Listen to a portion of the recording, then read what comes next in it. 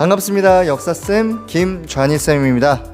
여러분들, 오늘 살펴볼 내용은 근대의식의 발전에 대해서 살펴보도록 하겠습니다. 자, 근데 의식이라고 하면은 여러분들 잘 모를 수도 있어. 왜냐면 너무 추상적이잖아. 어떤 건지 모르겠어. 그랬을 때 쌤이 제시하는 근대의식이라는 건 뭐냐면은 지금의 모습으로 만들어지게 되는 그런 생각들을 의미를 해요. 자, 뭐가 있을까요? 간단하게. 자, 일단 여러분들 이거 2개 정도는 기억을 하셔야 됩니다. 자, 첫 번째로 합리주의.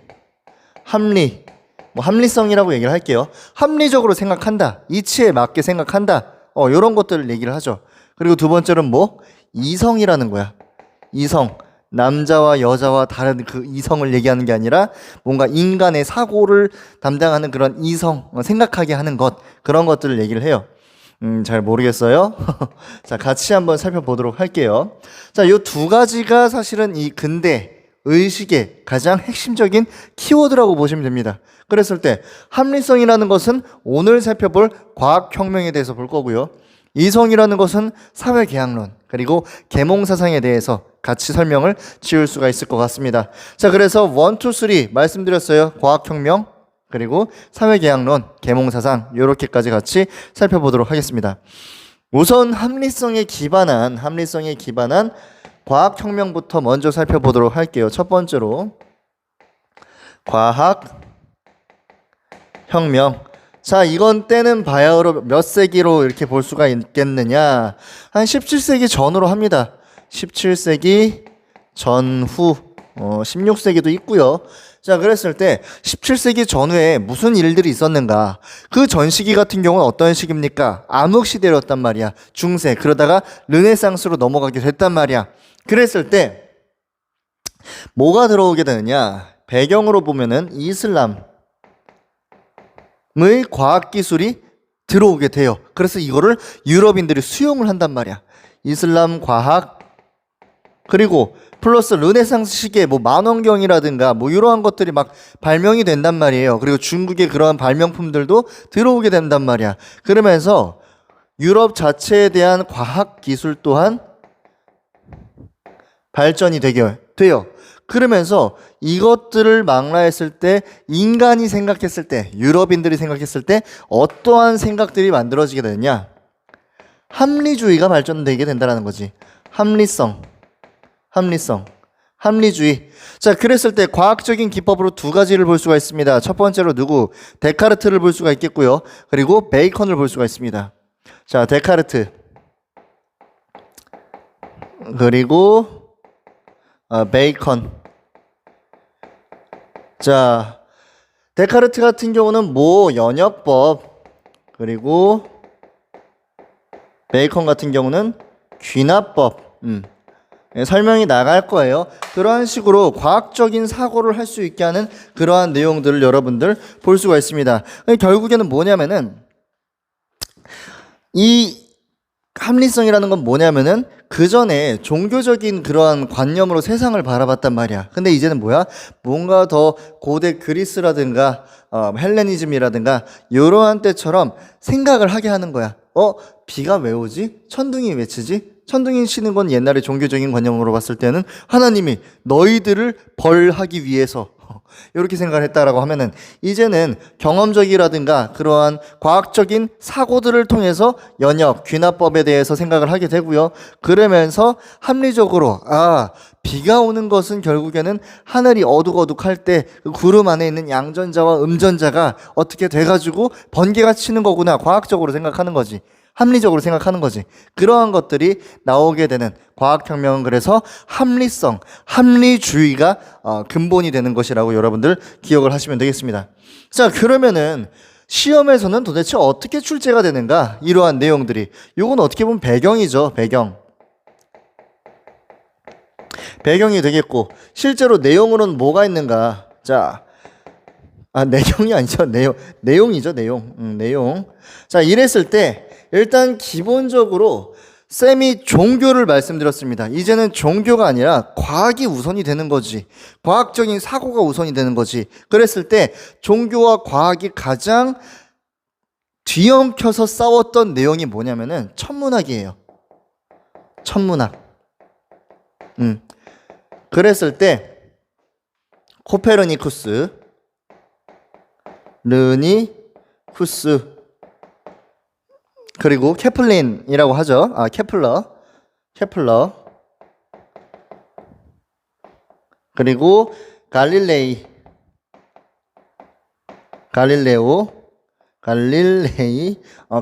쓸게요. 이렇게. 자, 보면은 이 친구들 같은 경우는 여러분들이 어떻게 기억을 하셔야 되느냐? 천문학이 도대체 왜 종교와 과학에 대한 대척점이었는가? 성경에는 이러한 얘기가 있습니다. 하나님이 태초에 천지를 창조하셨고, 그리고 이제 그 주가 되는 게 뭐냐면은 땅이야. 땅. 해, 달, 별, 이런 것들은 인간이 적절하게 살기 위해서 만들어 놓았다라는 거야. 주체는 어디예요? 땅이란 말이야. 지구란 말이야. 그래서 하늘이 돈다라고 얘기를 해요. 이걸 뭐라고 얘기하느냐? 천동설이라고 얘기합니다. 하늘이 움직인다라는 거. 근데 과학적으로 과학기술이 발달하면서 뭐 이제 별자리에 대해서 혹은 또 뭐가 있겠습니까? 만원경이라든가 이러한 것들을 관찰을 하다 보니까 천동설이 아니라 뭐야? 지구가 도는 거란 말이야. 그래서 여기서 지동설을 주장을 하는 거지. 지동설. 근데 사실 이게 쉽지가 않아요. 이러한 주장을 했다가 종교 재판으로 화형당한단 말이야. 그래서 갈릴레이 같은 경우는 지구는 둥글고 스스로 도는데 막 이러다가 이제 막 종교 재판에서 막 이런 일화도 있었고요. 그러한 내용들을 봤을 때 지동설을 주장했다라는 거. 결국에는 이제 이 과학이 점차적으로 종교를 이겨가는 모습들을 살필 수가 있습니다.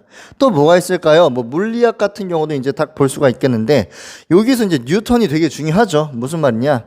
뉴턴은 무슨 말을 하느냐? 잘 안 보이죠? 이렇게 들어갈게요. 여기 물리학. 자, 뉴턴은 이제 사과가 떨어지는 걸 보고, 아이폰? 아니지. 뭐예요? 얘는 이제 뭘 주장하냐? 만류의 인력을 주장하지. 만류의 인력. 중력이 있다라는 걸 얘기를 하고요. 전반적인 내용들을 종합해 봤을 때, 우주는 신의 섭리로 인해서 굴러가는 것이 아니라 기계처럼 뭔가의 규칙으로 만들어진다. 기계론적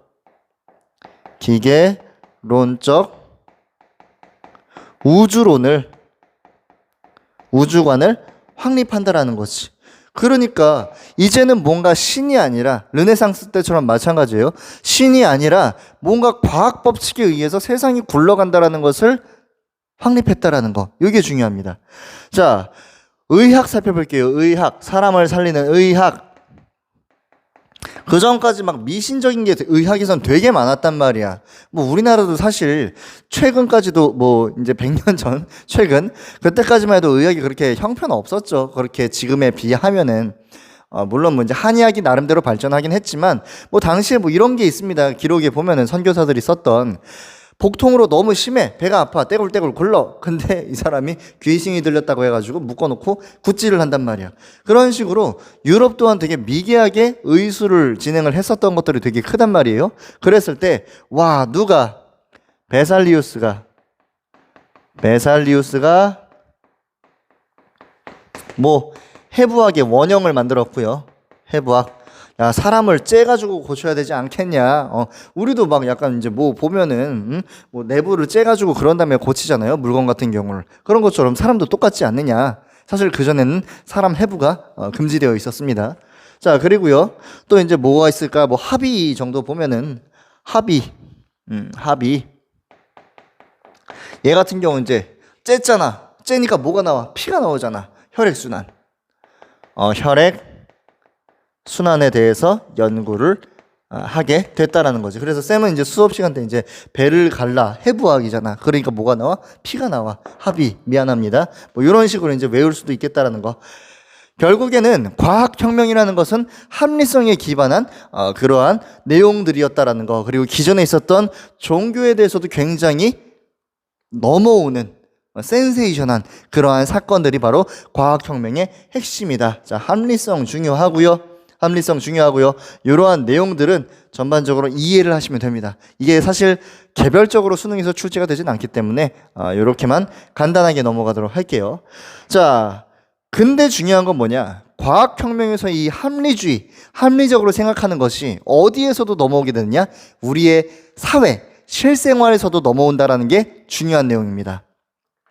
자, 무슨 말이냐? 자, 두 번째로 사회계약서를 볼게요. 사회계약설. 자, 이건 때는 바야흐로 몇 세기 정도가 될까요? 한 17세기가 됩니다.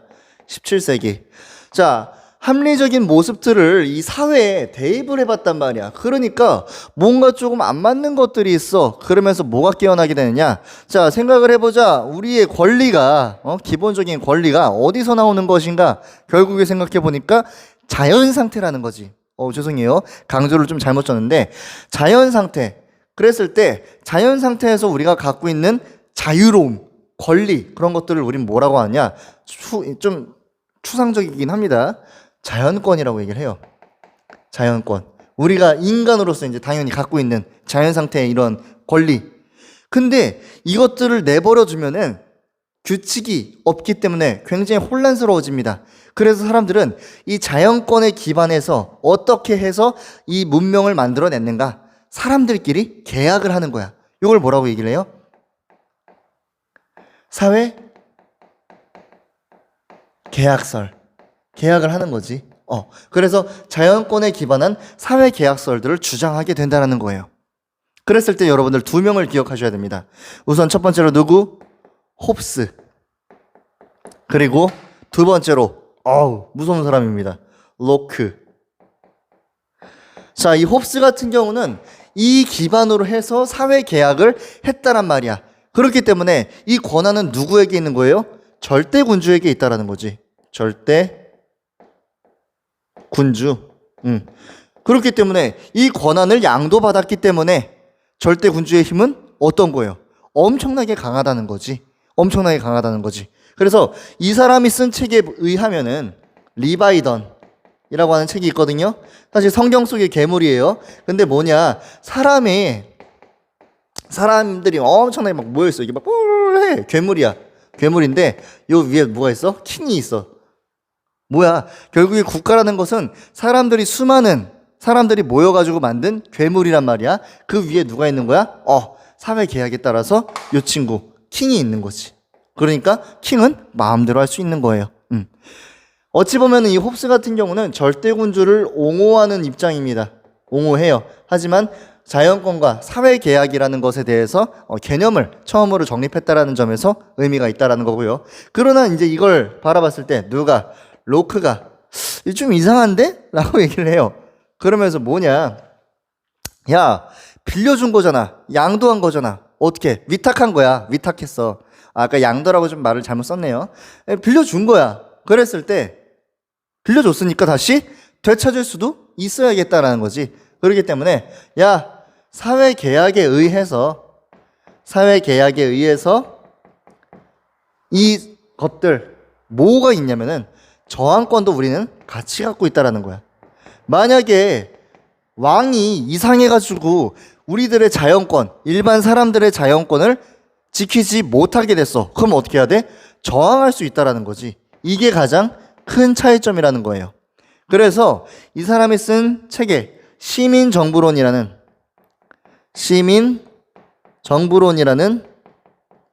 책에 의하면은 나중에 혁명을 통해서도 사회를 바꿀 수 있다라고 얘기를 해요. 저항권이랑 같이 연결된 거잖아. 그랬을 때 이건 나중에 어떻게 미국이라든가 영국이라든가 그리고 프랑스 혁명에 엄청난 영향을 주는 그러한 내용이라는 거. 로크 중요하다는 거. 자, 이렇게까지 여러분들 기억하시고요. 이 사상에서 이 프랑스에 영향을 주는 사상이 뭐냐면은 우리 계몽 사상이라고 얘기를 합니다. 계몽 사상. 계몽 사상 같은 경우는 18세기 프랑스에서 유행을 했다라고 보시면 될 것 같은데, 계몽이라는 건 뭐냐면은 깨어있게 한다라는 거야. 그랬을 때, 자, 3명 정도가 나옵니다. 3명 정도가. 처음에 누구? 볼테르가 나옵니다. 볼테르. 그리고 두 번째로는 몽테스키웨. 몽테스키웨. 이름이 헷갈려요, 약간. 자, 몽테스키웨. 자, 그리고 마지막으로 누구? 최고. 아주 그냥 혁명의 그냥 아버지? 자, 루소가 나옵니다. 루소. 보면은 중요한 사람들은 좀 마지막에 나오는 것 같아요. 자, 볼테르 같은 경우는 어떠한 사람이었느냐? 나름대로 이제 자유로운 그러한 분위기를 지향합니다.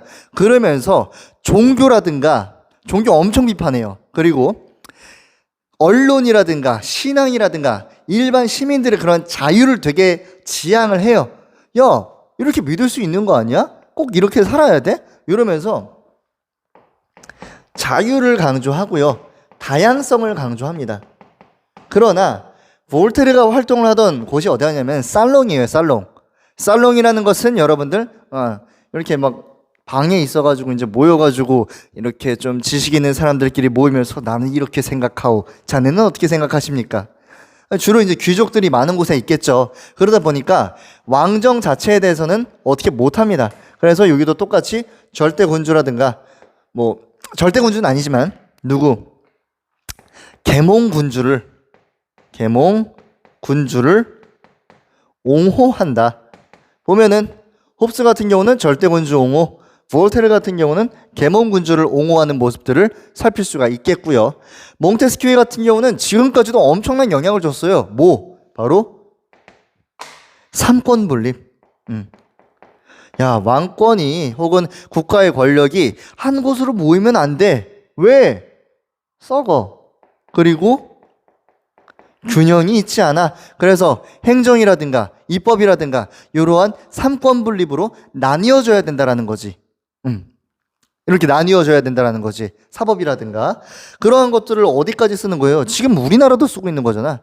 영국의 그러한 모습들을 이제 되게 착안을 하거든요. 그랬을 때 이때부터 삼권 분립이 계속해서 미국이라든가 영국이라든가 전 세계 많은 국가들이 삼권 분립을 이때부터 우리나라까지도 같이 착안하고 있다.